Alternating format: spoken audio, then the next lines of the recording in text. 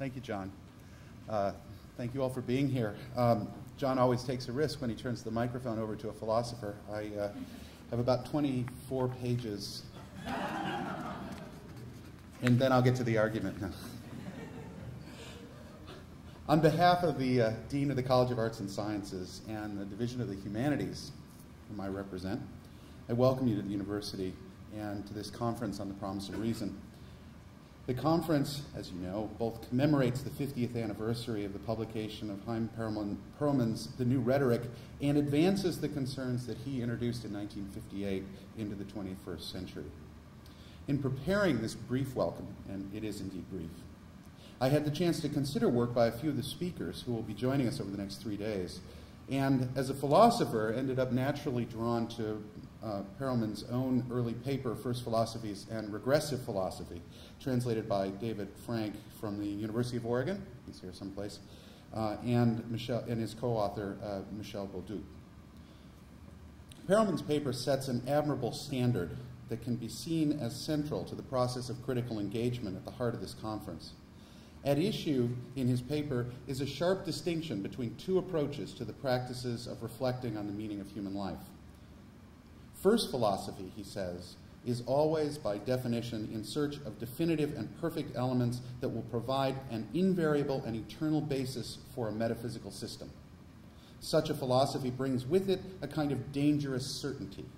It is, Perelman says, non-perfectible, independent of every subsequent experience, of every new discovery, of every new method, of every comparison with others' opinions, of every discussion with other people.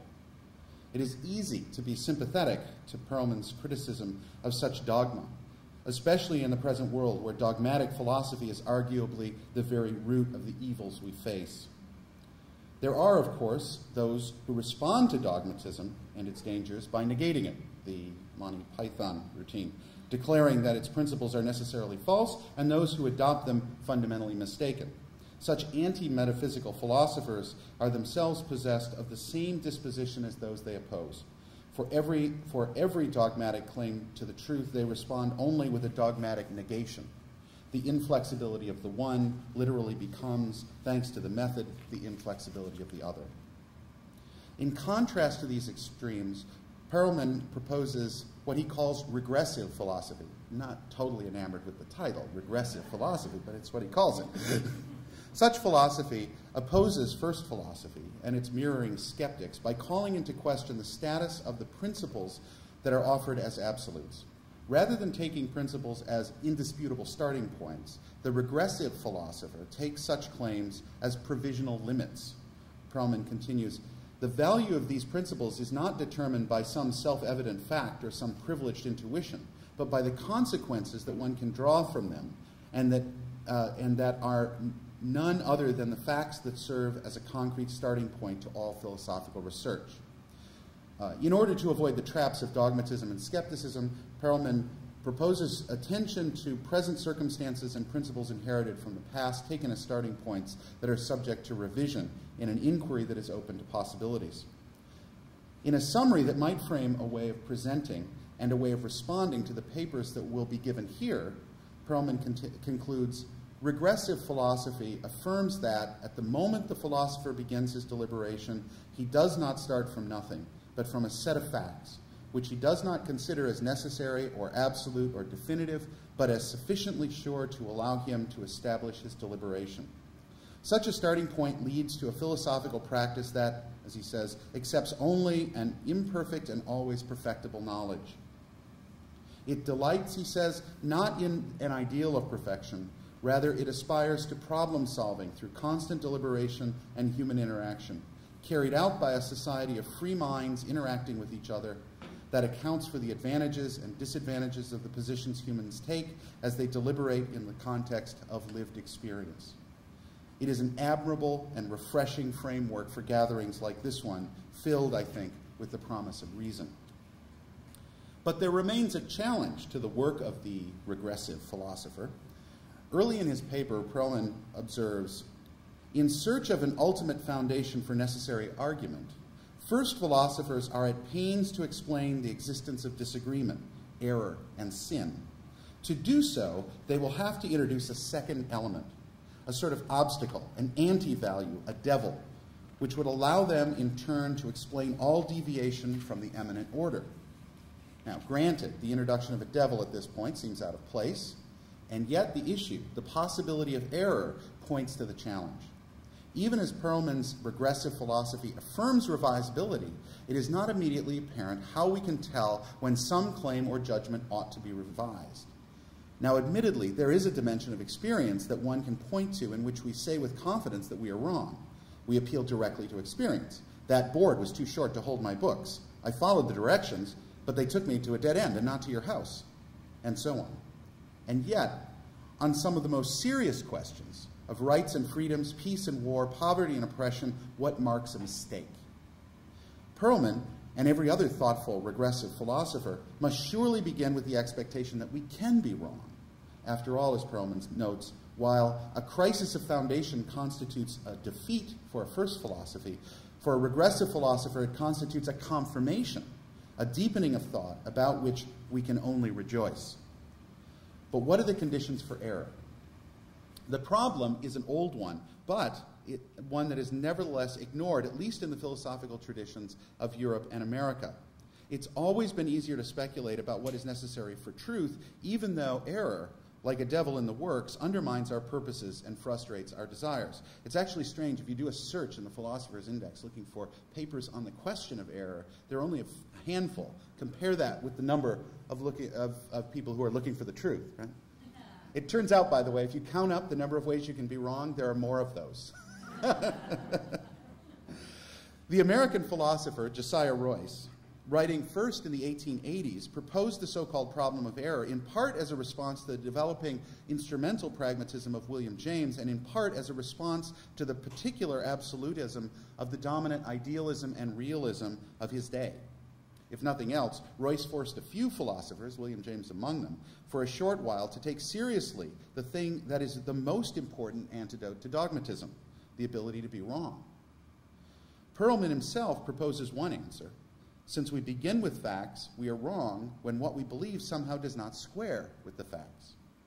But see what it takes to be wrong. First, there must be a fact, stable and separate, such that my belief can mean that particular fact. But second, even as I am picking out the fact I want to talk about, I am missing something about it. The difficulty in explaining how I can be wrong is to explain how I can at once pick out the thing I want to talk about and at the same time fail to grasp it. If my goal is to get to the EMU in time for a talk, and though I believe I know where I'm going, and this was not aimed at anyone coming in the door. If my goal is to get to the EMU, thank you, please. In time for a talk, though I believe I know where I'm going, I wind up on a dead-end street and miss the talk, then my mistake becomes apparent through activity. Perelman suggests this standard of action as well, but I wonder what it means when it comes to the broad principles with which we order society. What marks a dead end? How do we know that arriving at a dead end is a problem and not a holiday? Royce wrestled with this issue through his entire career, and rather than preempting discussion today with a long discussion of Royce and his answer, I'm not going to share it with you. Steve Shankman agreed to give it to you later. Let me leave you with what I hope will be actually a nagging problem and some advice from Royce that could well have been given by Perelman. The problem is this. When arguing against the demands of first philosophy and for an alternative, how will you know if the alternative is a mistake? Not if it's true, but if it's a mistake. What conditions must hold? What test can you apply? And the advice, sobering. The philosopher, Royce says, unable, as a fallible human, to avoid the risk of error, merely seeks clearness. Where others blindly go right or blindly err, the philosopher aims to make out what he can of the difference between true living and false living. Since life is his object, the philosopher ought to fear reflection which aims to give life unity as little as he fears life itself. But on the other hand, nobody knows better than a philosopher what risks he takes when he thinks, and nobody ought more frankly to confess or more frequently to remember his fallibility. Thank you, and welcome to campus.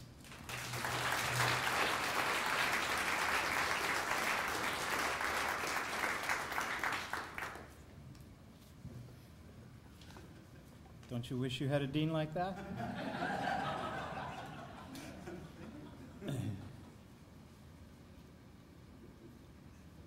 Speaking of mistakes and errors, on occasions like this, I like to quote a line I heard Howard Nemeroff give once, which was before a talk he gave, said, "I never saw an argument I couldn't lose."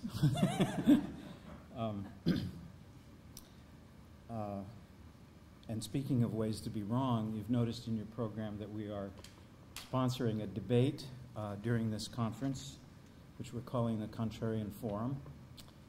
And David Frank is to be commended on his work putting this together, and Jim Crosswhite, and there'll be a stunning video, and then David Horowitz and Carrie Nelson will, well, we don't know what they'll do.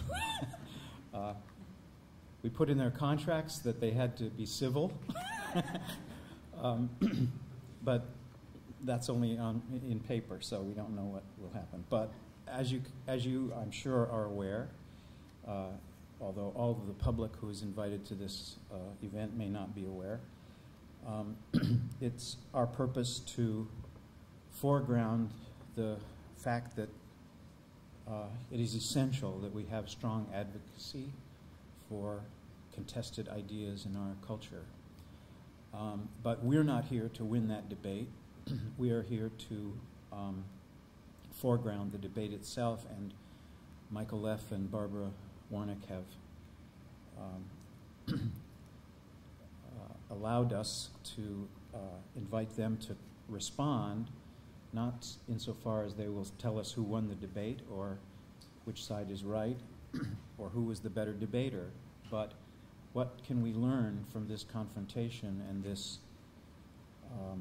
vigorous, I hope, airing of differences about the state of public discourse and what makes a good debate and what we expect from one. So thank you to Barbara and Michael especially for doing that. And you're all invited, although that will be, as I said, a public event on Monday evening, so expect a large crowd. At least we're hoping for a large crowd. We don't know what the controversial fallout will be from this event, but we're, I hope prepared. I also want to invite you to join us at this afternoon's reception at 5:30 in the Gerlinger Lounge, where I hope more of us will have arrived by then, and where you can meet each other and talk in a relaxed setting. We'll have some Oregon wines and some beer and some snacks and even some jazz music. And that reception, by the way, is open to everyone. If you came with an entourage or family, please bring them along. We'd be happy to have them there. If you've reserved the banquet, it will begin following the conclusion of the reception, and we'll walk over to the banquet from Gerlinger Hall. If you've not reserved and paid for the banquet dinner, but you would like to hear Noemi Perelman Mattis speak about her father's life, you may come to the atrium of Willamette Hall at around 8 or 8:15, and you're welcome to hear that speech. There's a lot of information also under announcements in the conference program. I want to stress that the Perelman exhibit in the Walnut Room, our headquarters, is quite fun to look at. Thanks to David and Noemi for putting that together for us. And also there's another exhibit related to the study of rhetoric at the University of Oregon and its long history in the night library. So when you get a chance, walk over to the library and have a look at that. It's right as you enter, and it's across from the circulation desk. And I was hoping that Teresa would be here so that I could introduce you all to her, and to Ian as well, in addition to thanking them for their wonderful work helping those of us who have planned this event for the last year. But they're present in the Walnut Room, so if you get a chance, introduce yourselves if you haven't already. Get to know who Teresa and Ian are, because they're your lifeline. Teresa has even generously put her cell phone number in the program.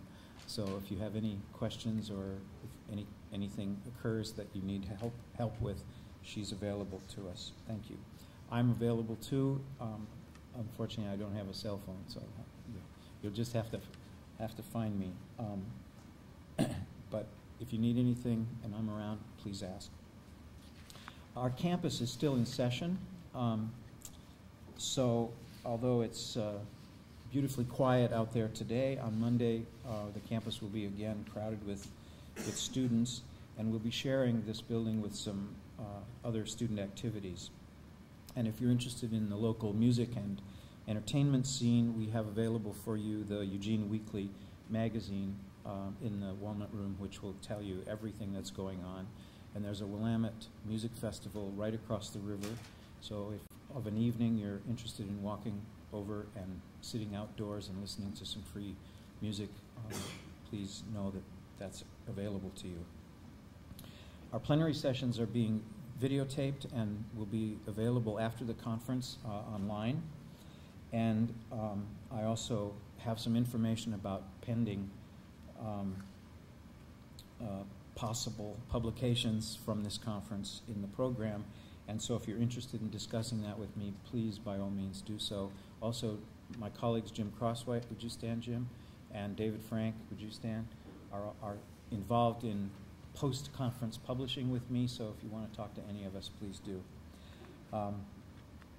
Our featured speakers are, of course, world's authorities on different aspects of Perelman's work, and they all responded to our invitation immediately and with enthusiasm. And so I thank you all profusely. And there were only 2 people that we asked if they would like to come as featured speakers who send their regrets. Both of them tried to fit us into their schedules and could not. And so I extend greetings to you from Susan Handelman and from Michelle Meyer, both of whom have colleagues present at this conference. With the possibility of only being able to fill a few featured speaker slots, we were extremely gratified to see that among the participants who sent in paper proposals are equally outstanding scholars, and I regret not being able to give you all the prominence on the program that you indeed deserve, and I'm extremely grateful for your presence. It's a lot of work to plan a conference like this, and I'm not trying to take any credit I don't deserve. I had a lot of help. And although it's a lot of work, I recommend it to you all sometime if you haven't already tried it. And that's because you get to meet and surround yourself with scholars whose work you have admired your whole career. And though at times I have been made a little crazy by this project, I now feel honored to be among you. To steal a trope from John Kennedy, I have not felt so surrounded by brilliance since I spent time alone with Kenneth Burke. I now want to introduce our speaker, our main speaker, our next speaker. Thank you, Scott, very much for those remarks. For this session, Professor Stephen Shankman is a Renaissance man. He's a scholar of 18th century English literature, a classicist who has pioneered the comparative study of classical Greek and classical Chinese philosophy. He has been director of the University of Oregon Humanities Center for the past 12 years, and most recently was appointed as the first United States designee of a UNESCO chair in cultural studies, interreligious dialogue, and peace. And he's establishing at the University of Oregon a UNESCO center, which I hope he will tell us a little bit about in his remarks. Given Chaim Perelman's central role in, or I should say helpful role, probably not central, we don't want to do any hagiography here, in helping to define UNESCO's mission following the Second World War. I think Steve is a fitting person to lead us into our deliberations. Steve's interests include comparative literature and the classical tradition in English and American literature, and as I said, the 18th century and the history of literary theory. His recent books include The Siren and the Sage, Knowledge and Wisdom in Ancient Greece and China, Plato and Postmodernism, In Search of the Classic, Reconsidering Greco-Roman Tradition, Homer to Valerie and Beyond, and an edition of Alexander Pope's Iliad. So you see what I mean about an incredibly widely rounded man. Steve, welcome.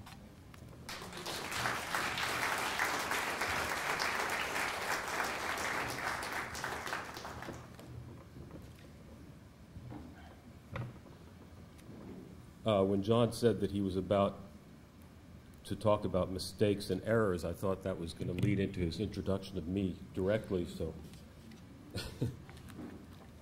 we'll see. So the title of my remarks is Creating a Culture of Dialogue and Peace.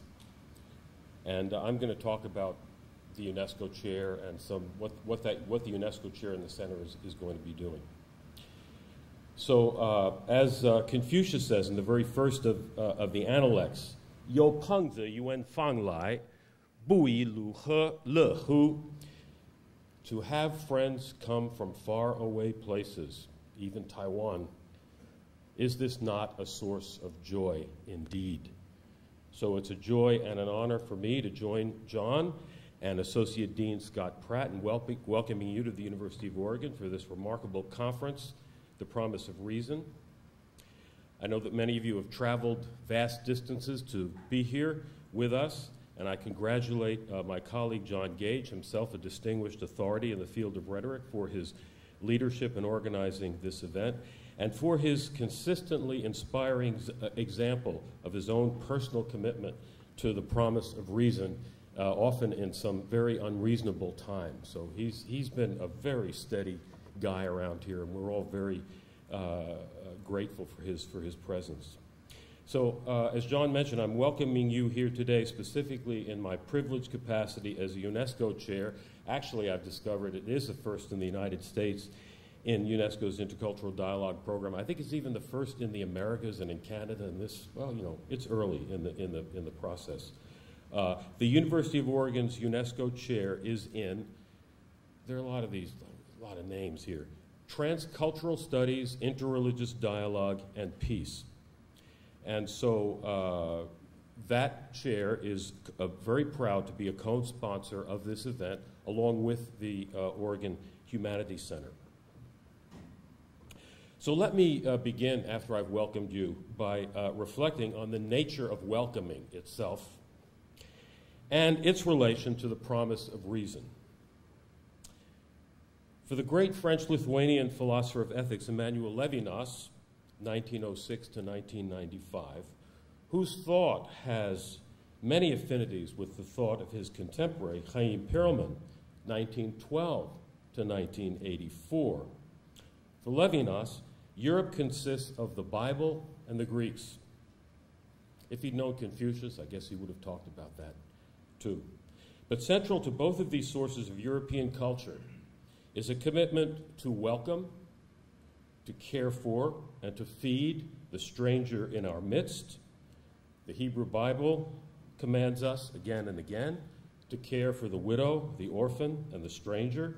After all, the Israelites were themselves oppressed strangers, indeed slaves in Egypt. And Homer's epics urge the same risky hospitality towards the stranger.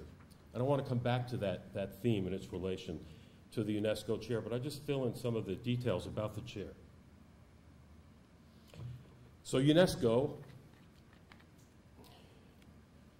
just to say what it is, dries up my throat to the acronym. The United Nations Educational, Scientific, and Cultural Organization is the educational wing of the UN. The U.S. rejoined UNESCO after the Reagan administration pulled out, after a hiatus of more than 20 years.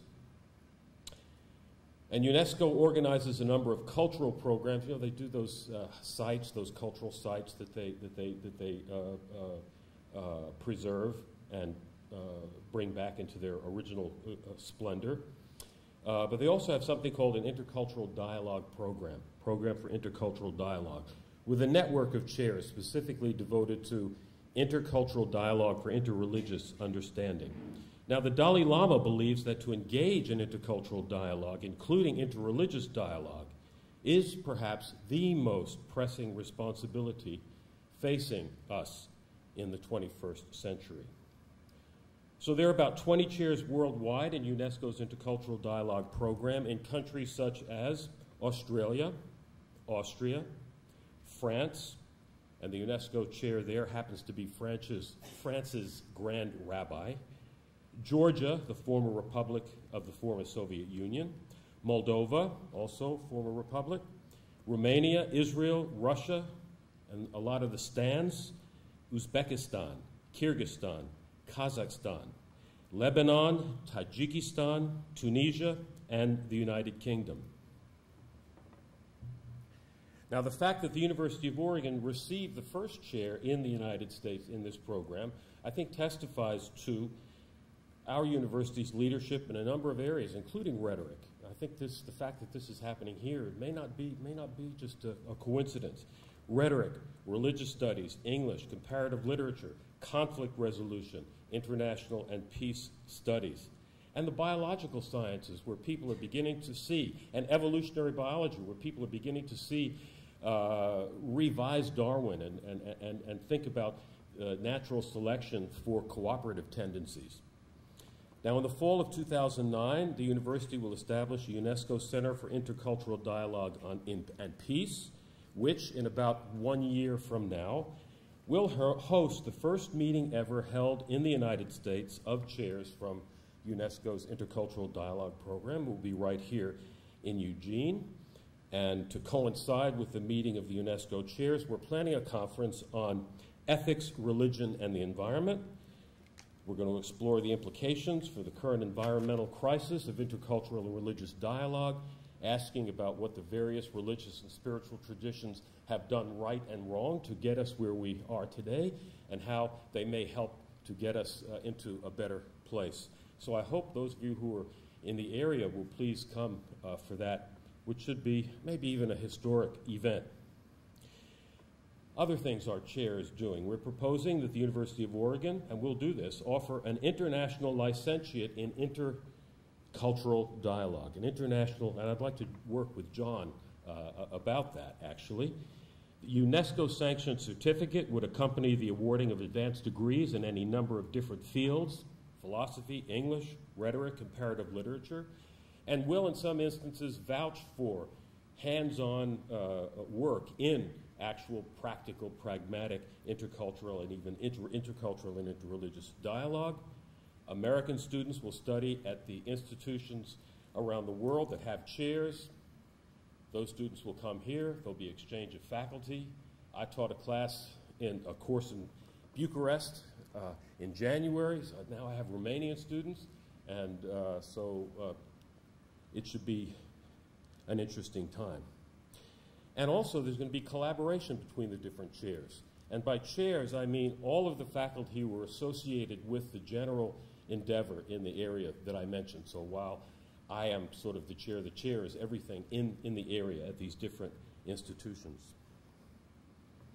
Now, what makes the co-sponsorship of this conference by our UNESCO chair so appropriate is that, as John has mentioned, Chaim Perelman was an influential contributor to the founding of UNESCO in 1945. And he was as well a leading member of the UNESCO Committee on the Theoretical Bases of Human Rights established in 1946.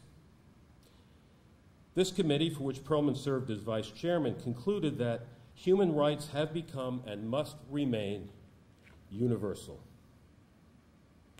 Now, the Declaration of Human Rights was an essential document for Chaim Perelman, and it remains so for us today.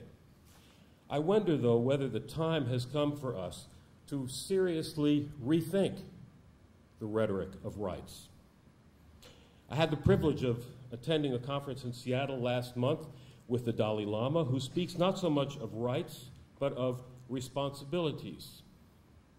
Recognizing as a Buddhist how all sentient beings are in fact interconnected rather than autonomous entities, the Dalai Lama speaks of universal responsibility. The word responsibility brings to mind the great philosopher of ethics, Levinas, who, as I mentioned, was a contemporary of Perelman. And now I just want to point out some similarities between Perelman and Levinas. So Perelman was a Jew who participated in the Belgian underground resistance during the Second World War. And Susan Handelman, who John mentioned, suggested Perelman conceived his theory of rhetoric in response to the catastrophes and violence of World War II. Levinas, also a Jew, spent 5 years of the war as a prisoner in a detention center in Nazi Germany for French officers. Levinas's 2 brothers and parents were murdered by the Nazis. His wife and daughter nearly perished during the war as well. And Levinas's rethinking of philosophy was a direct response to that period and to the Shoah in particular, or the Holocaust. In fact, Levinas dedicated his last great philosophical work, Otherwise Than Being or Beyond Essence, quote, to the memory of those who were closest among the 6 million assassinated by the National Socialists, and of the millions on millions of all confessions and all nations, victim of the same hatred of the other man, the same anti-Semitism.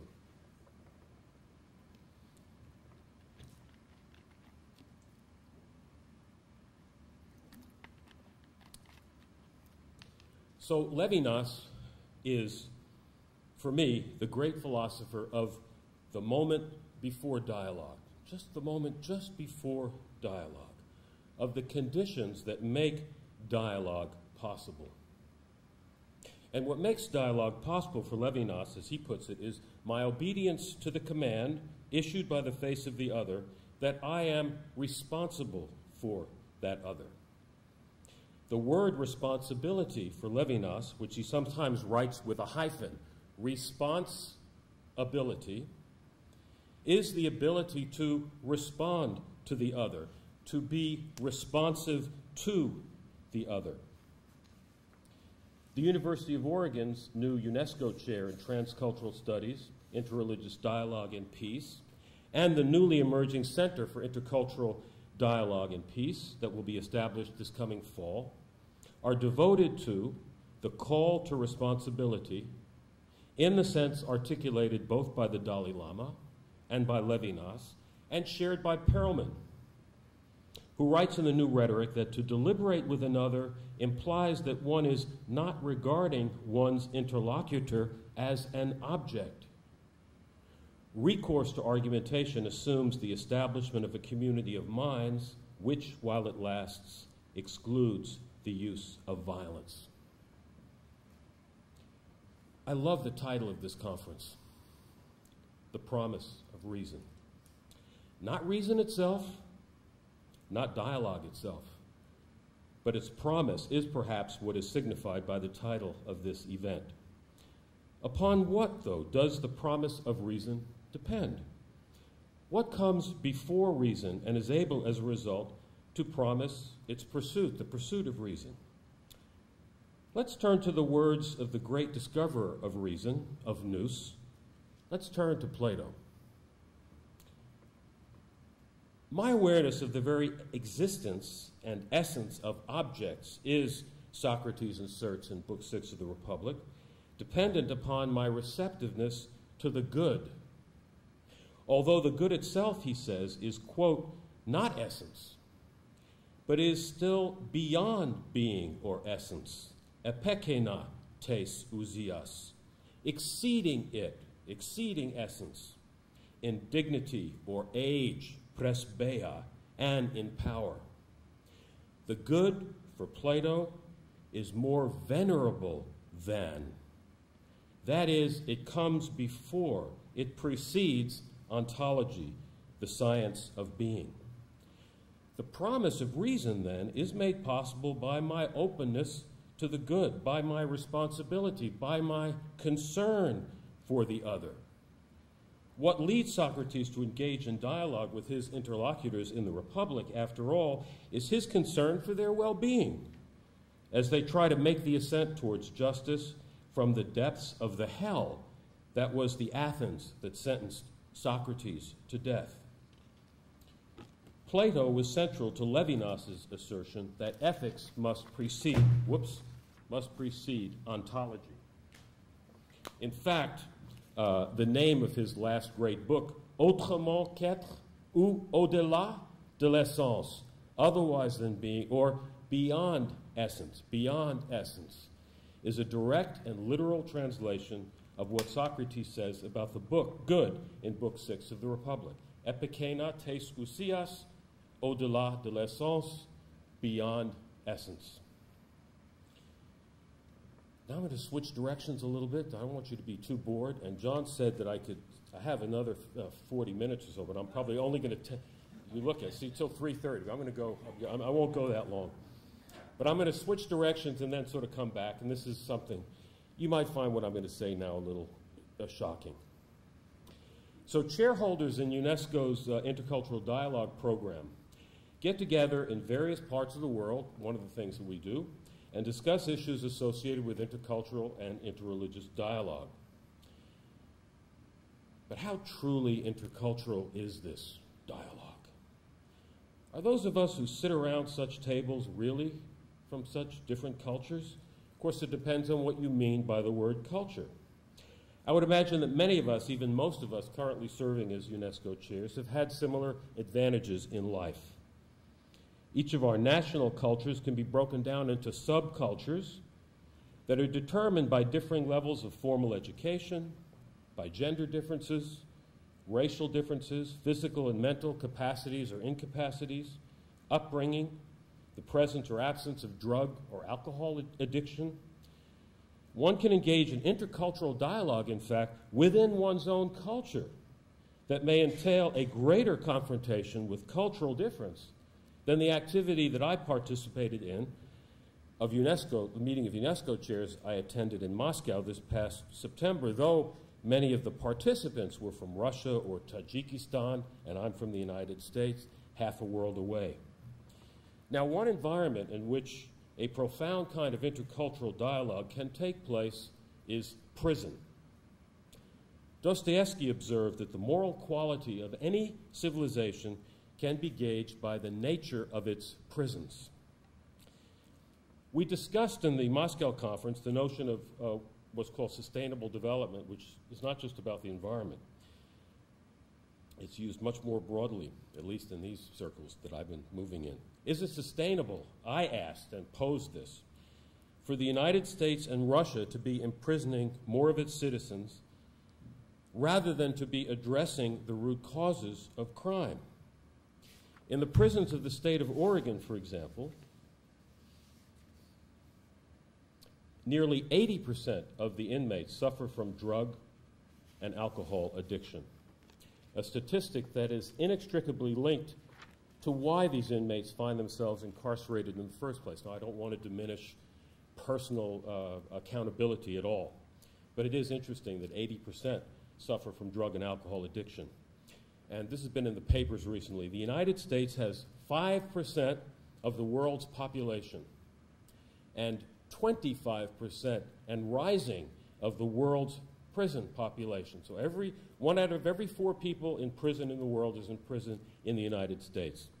And in fact, now 1 out of every 10 people, I think you've read this, 100 people in the United States is currently incarcerated. The United States leads the world in this category. You don't hear the presidential candidates talking about this. Russia is a close second, with more than 700 out of every 100,000 people behind bars. What does this have to do with our subject? I'll get to that, and the UNESCO chair. So I'm currently teaching a University of Oregon Honors College class at the Oregon State Penitentiary, the state's one maximum security prison. My class is part of the Inside Out Prison Exchange Program, a national program directed by Lori Pompa of Temple University in Philadelphia. Now, one of the things that's unique about the Inside Out model, which, by the way, is totally dialogic, totally devoted to dialogue and writing, one of the things that's unique about the Inside Out model is that it consists of a mix of university students, outside students, and incarcerated students, inside students. Every Wednesday afternoon during this current spring quarter, I take a van filled with University of Oregon Honors College students up to the state penitentiary in Salem, where in a class on literature and ethics, we read and discuss Dostoevsky's great novel, The Brothers Karamazov. And I can tell you, these people inside are incredible readers, extraordinary. And that's a tough book. There are no lectures. We sit in a circle with 12 inside students sitting next to 12 outside students, inside, outside, inside, outside. The atmosphere is electric. The students never yawn, or at least almost never. Now, in interviewing prospective University of Oregon students for the class, I asked them, why do you want to take this class? And virtually every student says that even though the University of Oregon is committed to admitting a diverse student body, their classmates are just too much like them. And when they have discussions, it just isn't interesting enough. They long, in at least one of their classes, to engage in dialogue with people who have very different views and experiences from themselves. Inside Out. The name of the program refers to the fact that each class is taught in the program consists of, as I said, incarcerated students, students on the inside, and those from outside the prison walls. But to me, the phrase inside out suggests something that happens emotionally to those participating in the class. You are turned inside out, emptied of your ego, as you transcend labels and categories, student, teacher, prisoner, criminal, and encounter the other as human. The class becomes a community of learning based on the dignity of every individual, and it is somehow a remarkably transformative experience for all those involved in ways that I'm still trying to just figure out why that happens.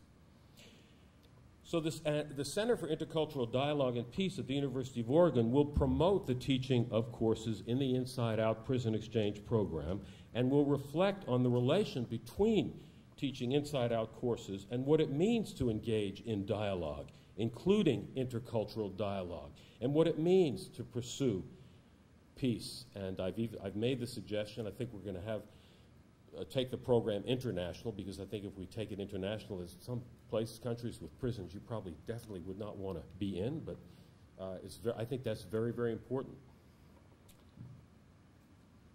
So in our age of the war on terrorism, the West has placed a premium on security.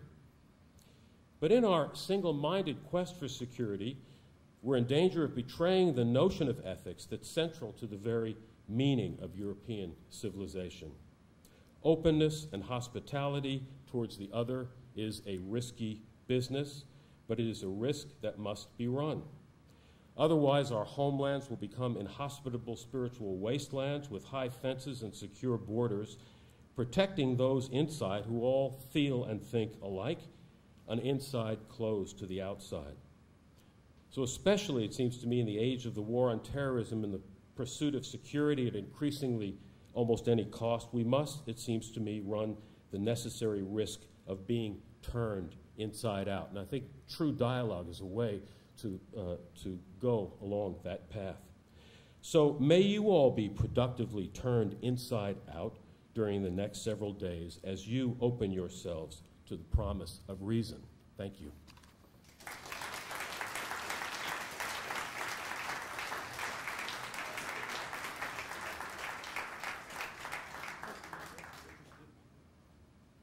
I cut it short by 20 minutes or half an hour, so John asked if you have any questions.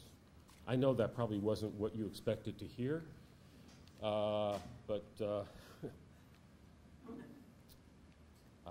yes?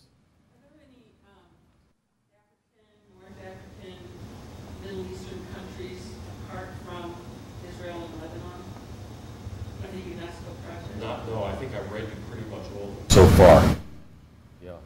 There's one in Beirut in Lebanon. There are two in Israel. There's one in Haifa, and there's one in Jerusalem. So as I said, there are 20, and we're, the program is definitely open to having more. Any other questions? Lawrence. You referred to true dialogue. What's that? You refer to true dialogue. Yes. Can you play around with that a little bit? I guess what I mean by true dialogue is actually something happening that you didn't expect to have happen. An uncanned quality, a certain, I don't know, maybe the kind of thing that happens in AA meetings, I'm not sure. I mean, something that's not planned that happens, where people are actually extremely interested in what the other person has to say. And I think that's hard to often have happen in an academic setting. I mean, I don't know why, but it's a class, no.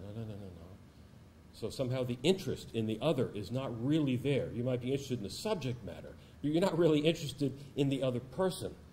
And so I think one of the things that makes this class work is that people are actually interested in each other because they're together for just a very limited amount of time.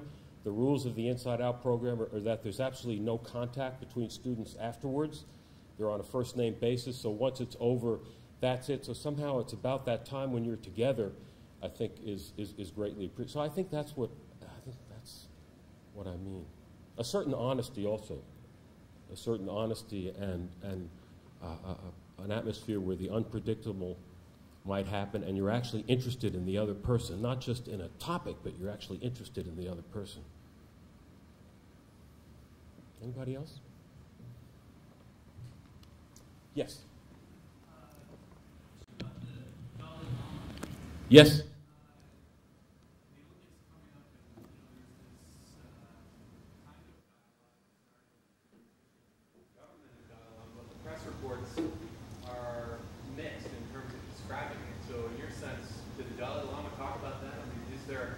Genuine sense, a genuine commitment to. Well, the Dalai Lama first, the first event was a breakfast, and he started out immediately being very somber about the situation in Tibet. That was because of all the violence that had just recently been happening in Tibet. That was before the Chinese government approached the Dalai Lama's group and started meeting. So that was just before then. So your question is.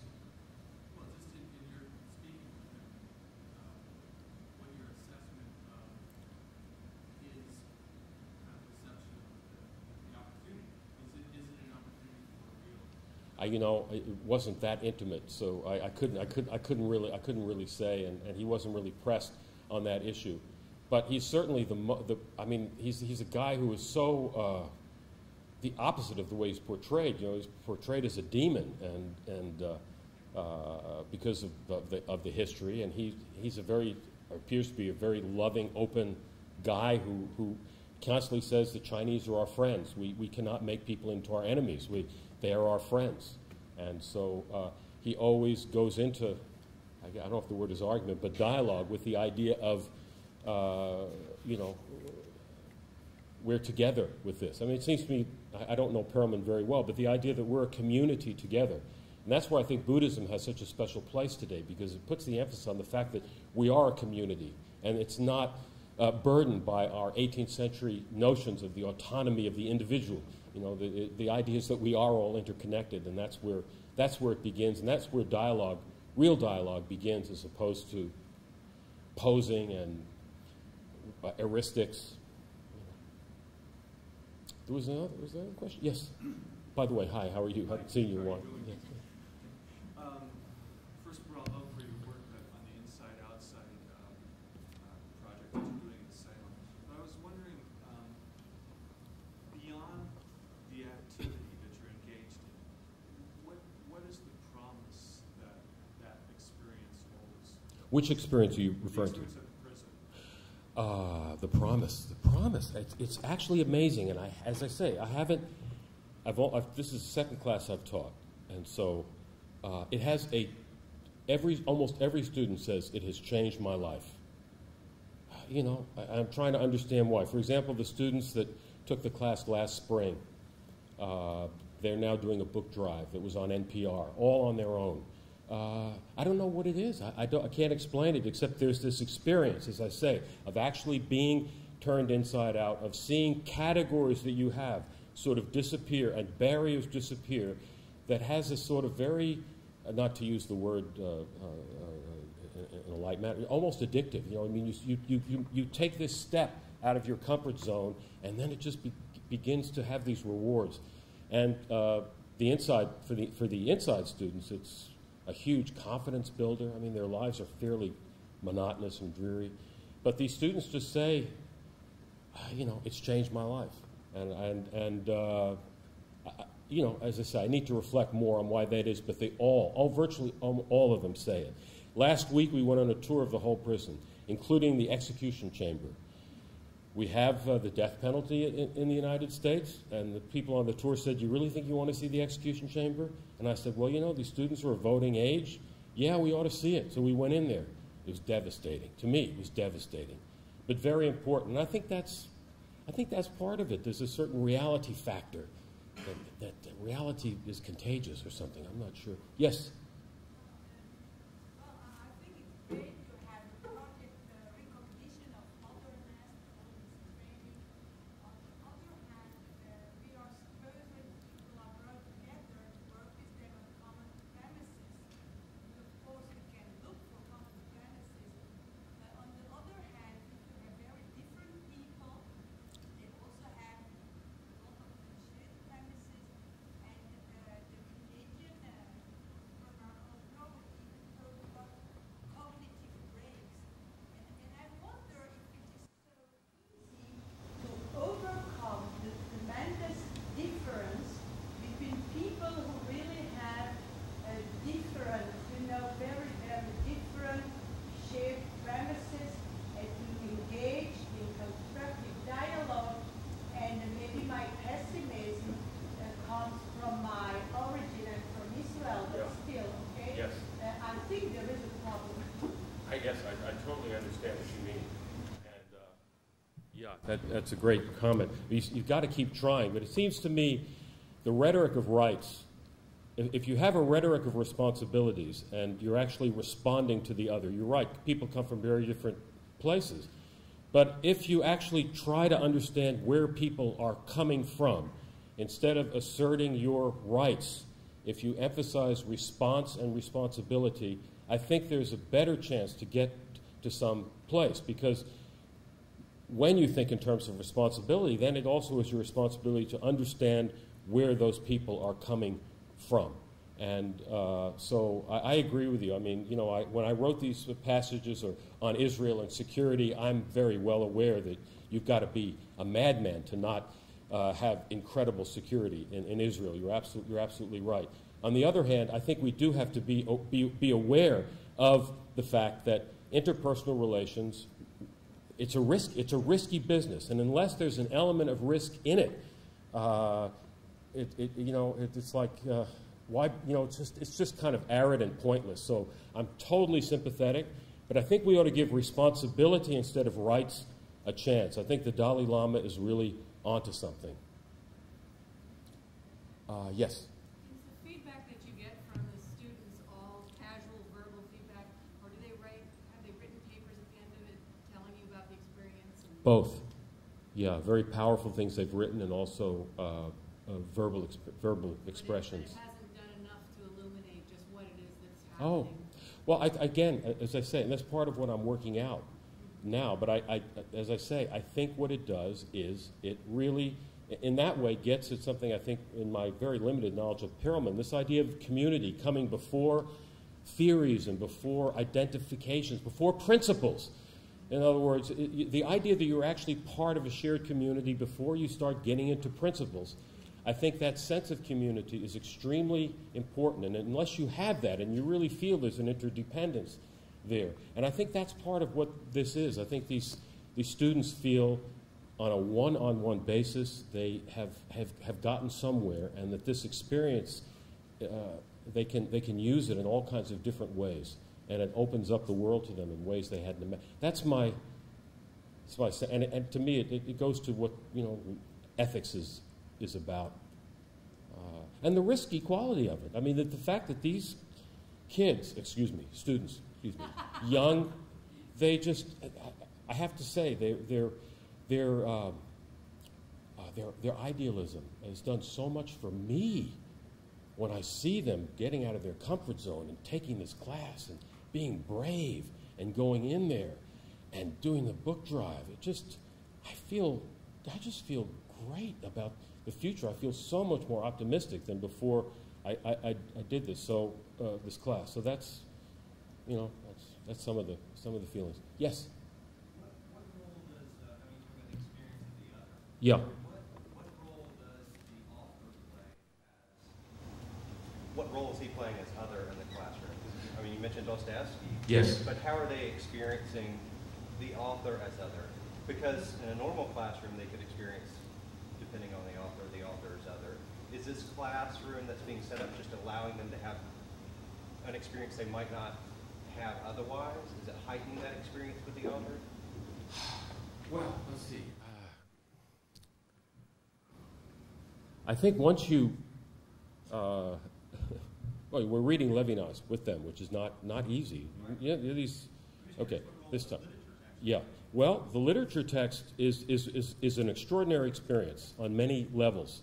But talk about the other. Well, once you're polite to the other and you are respectful to the other, somehow then the text becomes another other to which you're respectful. You're not making up theories about it. You're allowing it to speak, which is kind of an interesting concept. And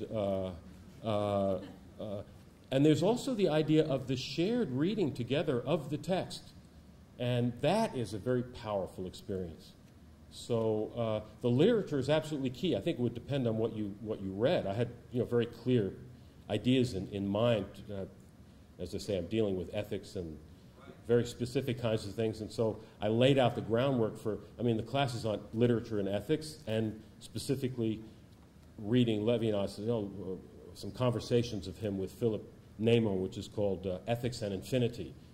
And you just imagine you're sitting in a room with some people who have very little education, committed really, really heinous crimes, maybe when they were loaded with something or other, and you're having a conversation with them about infinity and ethics and infinity.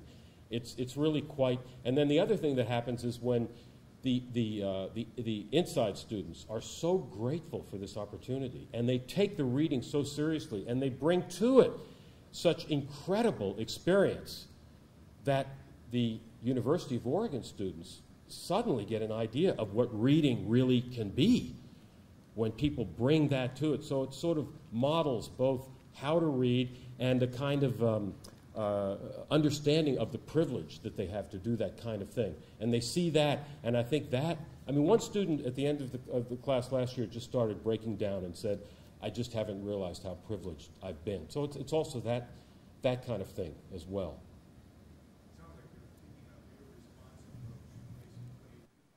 Taking what? Reader response approach to literature. And you find in that context of describing that students actually negotiate the meaning of the text.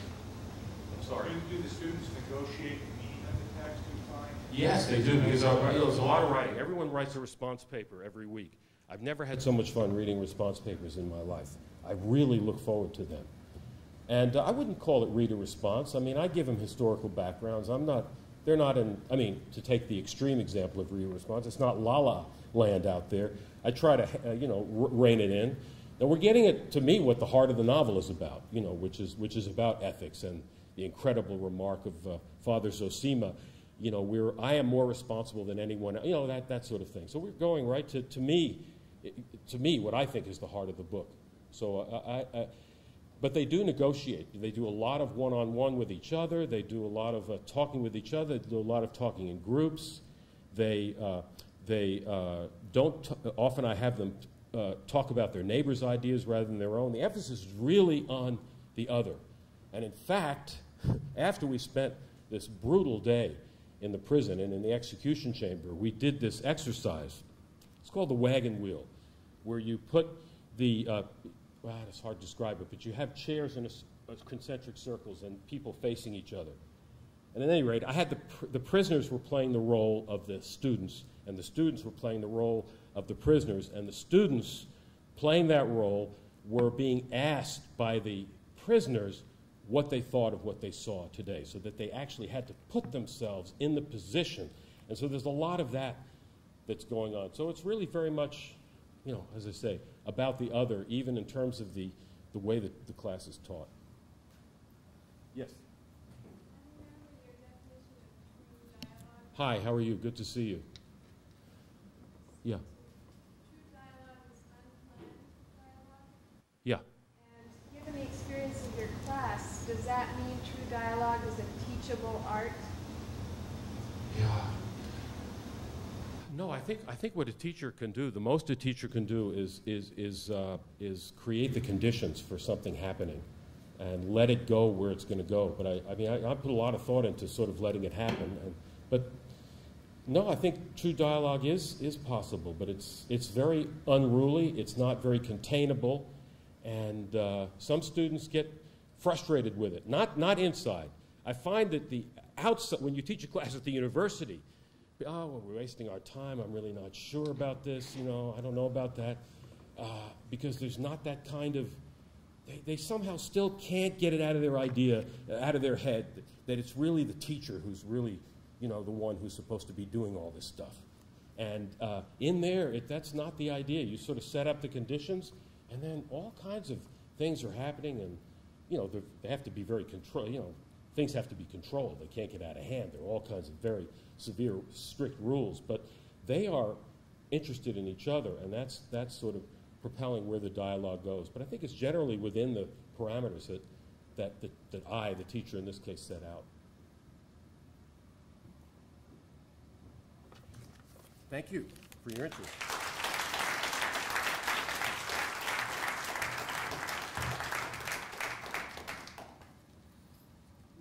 Wow. A lot to think about there. And that's just the beginning. We designed the program so that you'd have a break between this event and the reception, because we didn't know when people are arriving, how much rest they might need for the upcoming days. But that doesn't mean we want you to go home and dress up. Please come to the reception dressed as comfortably as you wish. This is Oregon, after all. And this is Eugene. Eugene is where the 60s came to die.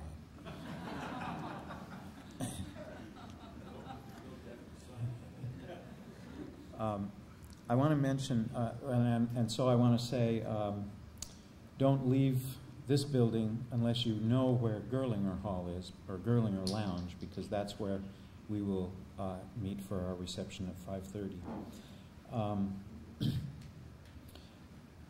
We have some very special guests among us at this conference, and this is, in my experience at least, unusual, and that is that although we are used to the presence of graduate students at academic conferences, it's a rare opportunity for undergraduates to participate and rub shoulders with us. So there is some information in the